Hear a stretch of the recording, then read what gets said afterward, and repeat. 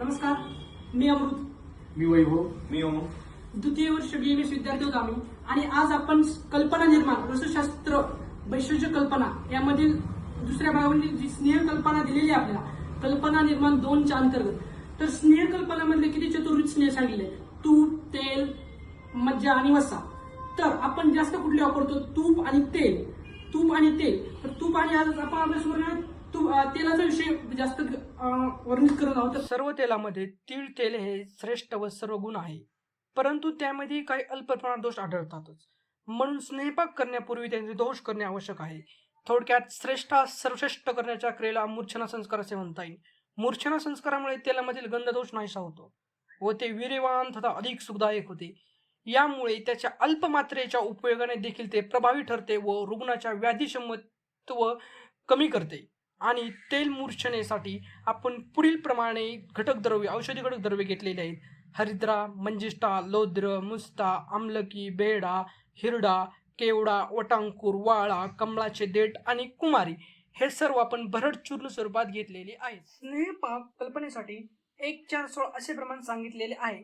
परंतु 1:4:16 म्हणजे काय? तर आचार्य शारंगनुसार 1 पट औषध द्रव्य, त्याच्या 4 पट स्नेहद्रव्य आणि त्याच्या 16 पट इतर द्रवद्रव्य म्हणजेच पाणी घ्यावे. नंतर मूर्छना संस्कारासाठी प्रथमतः तेल घेऊन मंद अग्नीवर गरम करावे. त्यानंतर त्यामध्ये औषधी द्रव्य तेलाच्या 1/4 टाकावे. या ठिकाणी आपल्याला आता 21 लिटर तेल मूर्छित करायचे आहे. त्यासाठी प्रत्येकी द्रव्य 154 मात्रेत घेतलेली आहे. औषधी द्रव्य टाकल्यानंतर मूर्छनेसाठी आता आपण स्नेहद्रव्याच्या 4 पट पाणी टाकत आहोत.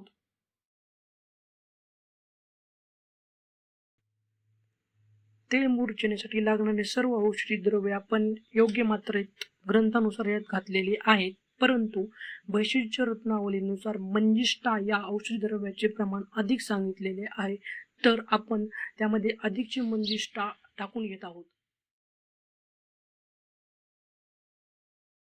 सर्व द्रव्य टाकून तेलामध्ये झालेले पाणी पण टाकलेलं आहे आपण याच्यामध्ये. तर आता हे संपूर्ण अग्नीवर ठेवलेलं आहे. आणि अग्नी कसा? मंद अग्नी. कुठलाही स्नेह असो द्या, आयुर्वेद कुठलीही कल्पना असो, त्या कल्पनेसाठी मंद अग्नी द्यावा.